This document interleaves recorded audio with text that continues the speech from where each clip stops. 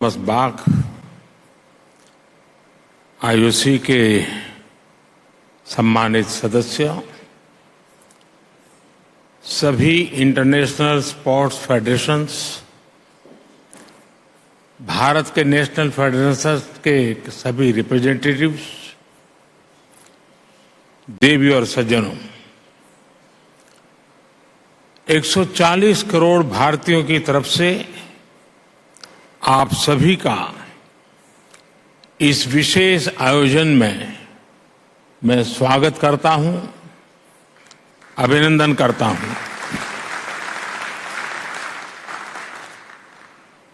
International Olympic association का ये 141वां session Bharat में होना बहुत ही खास है। 40 साल बाद भारत में आईओसी का सेशन होना हमारे लिए बहुत गौरव की बात है। फ्रेंड्स, अब से कुछ मिनट पहले ही भारत ने अहमदाबाद में दुनिया के सबसे बड़े स्टेडियम में बहुत ही शानदार जीत दर्ज की है। मैं टीम भारत को, सभी भारतवासियों को इस ऐतिहासिक जीत की बधाई देता हूं।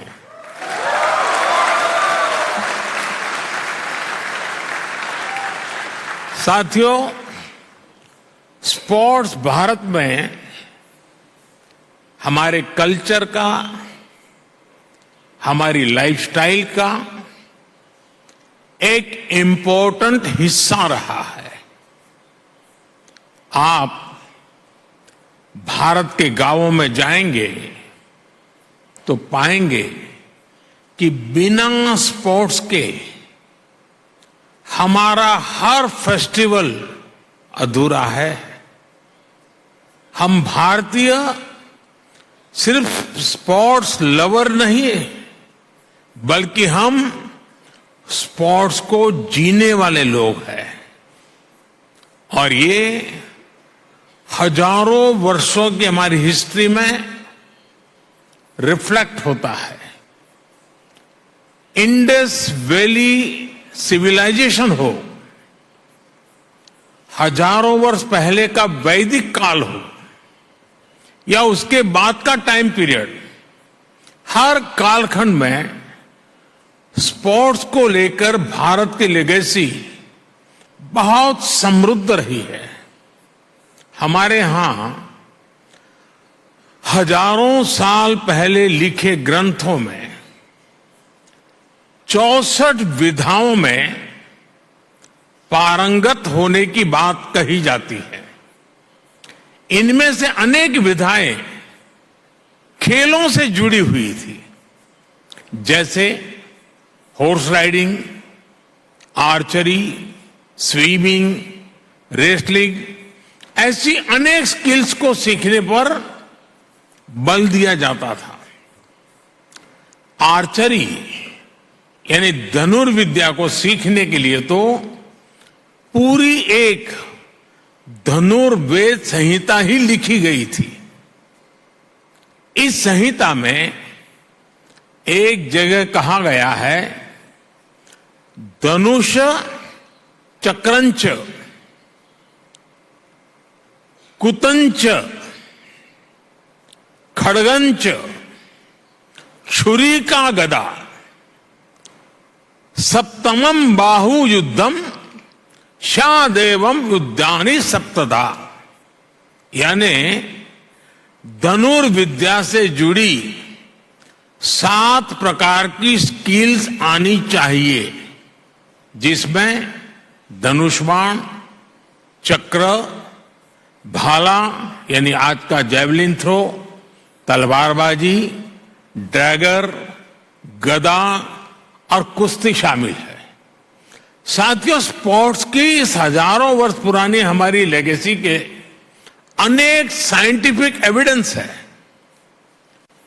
जहां मुंबई में अभी हम हैं, वहां से करीब 900 किलोमीटर दूर कच्छ में यूनेस्को की वर्ल्ड हेरिटेज साइट है धौलावीरा।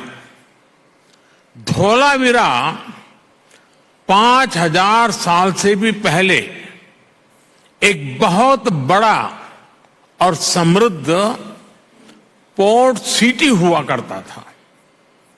इस प्राचीन शहर में अर्बन प्लानिंग के साथ साथ स्पोर्ट्स इंफ्रास्ट्रक्चर का भी एक शानदार मॉडल मिला है।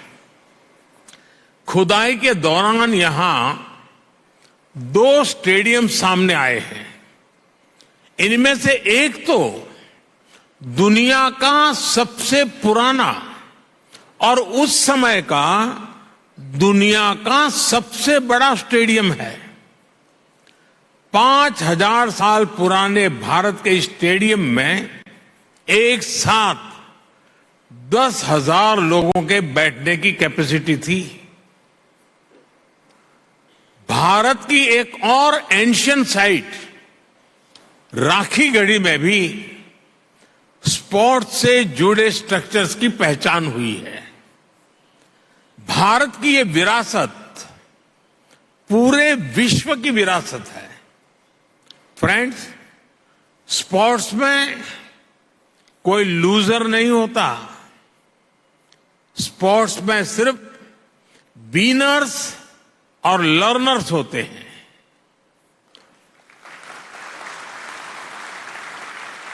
स्पोर्ट्स की लैंग्वेज यूनिवर्सल है, स्पिरिट यूनिवर्सल है। स्पोर्ट्स सिर्फ कंपटीशन नहीं है। स्पोर्ट्स ह्यूमैनिटी को अपने विस्तार का अवसर देता है। रिकॉर्ड्स कोई भी तोड़े, पूरी दुनिया उसका स्वागत करती है। स्पोर्ट्स हमारे वसुधैव कुटुंबकम यानी one earth, one family, one future के भाव को भी सशक्त करता है। इसलिए हमारी सरकार हर स्तर पर खेल को बढ़ावा देने के लिए पूरी प्रतिबद्धता से काम कर रही है। खेलो India university games, Khelo India youth games, Khelo India winter games, member of parliament sports competition और जल्द आयोजित होने वाले खेलो इंडिया पैरा गेम्स इसके उदाहरण हैं। हम भारत में खेलों के विकास के लिए इंक्लूसिविटी और डाइवर्सिटी पर भी लगातार फोकस कर रहे हैं। फ्रेंड्स, स्पोर्ट्स को लेकर भारत के इसी फोकस के कारण आज भारत इंटरनेशनल इवेंट्स में शानदार प्रदर्शन कर रहा है। पिछले ओलंपिक्स में कई भारतीय एथलीट्स ने बेहतरीन प्रदर्शन किया। हाल में संपन्न हुए एशियन गेम्स में भारत ने हिस्टोरिकल परफॉर्मेंस दी है। उससे पहले हुए वर्ल्ड यूनिवर्सिटी गेम्स में भी हमारे यंग एथलीट ने नए रिकॉर्ड बनाए हैं। ये भारत में बदलते और तेजी से विकसित होते स्पोर्ट्स लैंडस्केप का संकेत है। साथियों, बीते वर्षों में भारत ने हर प्रकार के ग्लोबल स्पोर्ट्स टूर्नामेंट ऑर्गेनाइज करने के अपने सामर्थ्य को साबित किया है। हमने हाल ही में चेस ओलंपियाड का आयोजन किया। जिसमें विश्व के 186 देश शामिल हुए। हमने football under 17 women's world cup, men's hockey world cup, women's world boxing championship और शूटिंग वर्ल्ड कप की भी मेजबानी की। भारत हर वर्ष दुनिया की सबसे बड़ी क्रिकेट लीग में से एक का भी आयोजन करता है। इस समय भारत में क्रिकेट वर्ल्ड कप भी चल रहा है। उत्साह के इस माहौल में सभी लोग ये सुनकर भी खुश हैं कि आईओसी के एग्जीक्यूटिव बोर्ड ने क्रिकेट को ओलंपिक्स में शामिल करने की सिफारिश की है। हमें उम्मीद है इस बारे में जल्द ही हमें कोई पॉजिटिव न्यूज सुनने को मिलेगा। साथियों, ग्लोबल इवेंट्स का आयोजन हमारे लिए दुनिया भर के देशों के स्वागत का मौका होता है। तेजी से बढ़ती इकोनॉमी और अपने वेल डेवलप्ड इंफ्रास्ट्रक्चर के कारण बड़े ग्लोबल इवेंट्स के लिए भारत तैयार है। ये दुनिया ने भारत की G20 प्रेसिडेंसी के दौरान भी देखा है। देश भर के 60 से अधिक शहरों में हमने इवेंट्स ऑर्गेनाइज किए हैं। ये लॉजिस्टिक्स से लेकर हर प्रकार की हमारी ऑर्गेनाइजिंग कैपेसिटी का प्रमाण है। इसलिए आज मैं आप सबके सामने 140 करोड़ भारतवासियों की भावना जरूर रखना चाहूंगा। भारत अपनी धरती पर ओलंपिक्स का आयोजन करने के लिए बहुत उत्साहित है।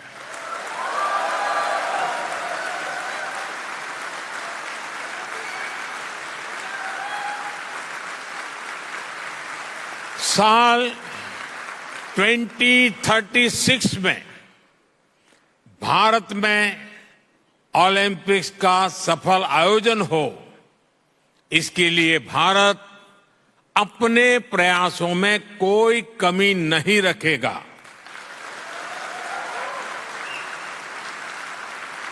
ये 140 करोड़ भारतीयों का बरसों पुराना सपना है, उनकी आकांक्षा है।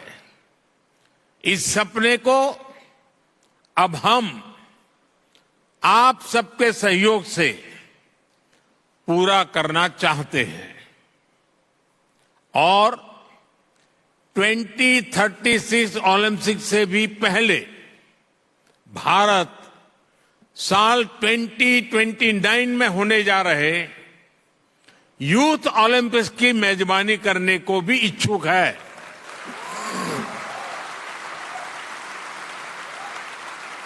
मुझे विश्वास है भारत को आईओसी का निरंतर सहयोग मिलता रहेगा।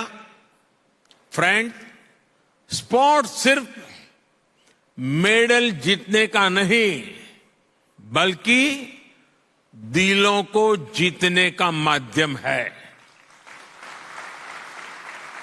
स्पोर्ट्स सबका है, सबके लिए है। स्पोर्ट्स सिर्फ चैंपियंस ही तैयार नहीं करता, बल्कि पीस, प्रोग्रेस और वेलनेस को भी प्रमोट करता है। इसलिए स्पोर्ट्स दुनिया को जोड़ने का एक और सशक्त माध्यम है। मैं ओलंपिक्स के मोटो को फिर आपके सामने दोहराऊंगा। Faster, higher stronger together.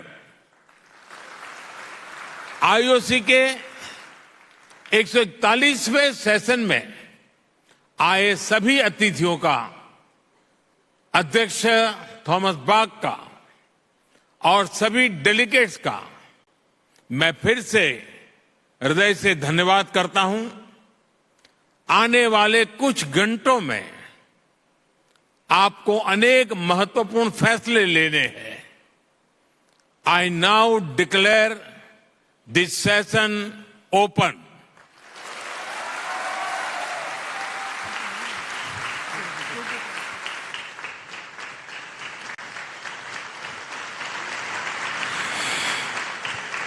Thank you, Honorable Prime Minister, for your inspiring address. We now request the Honorable Prime Minister, Mr. Narendra Modi, and the International Olympic Committee President, Mr. Thomas Bach, to please kindly take their seats in the Grand Theatre with our esteemed dignitaries.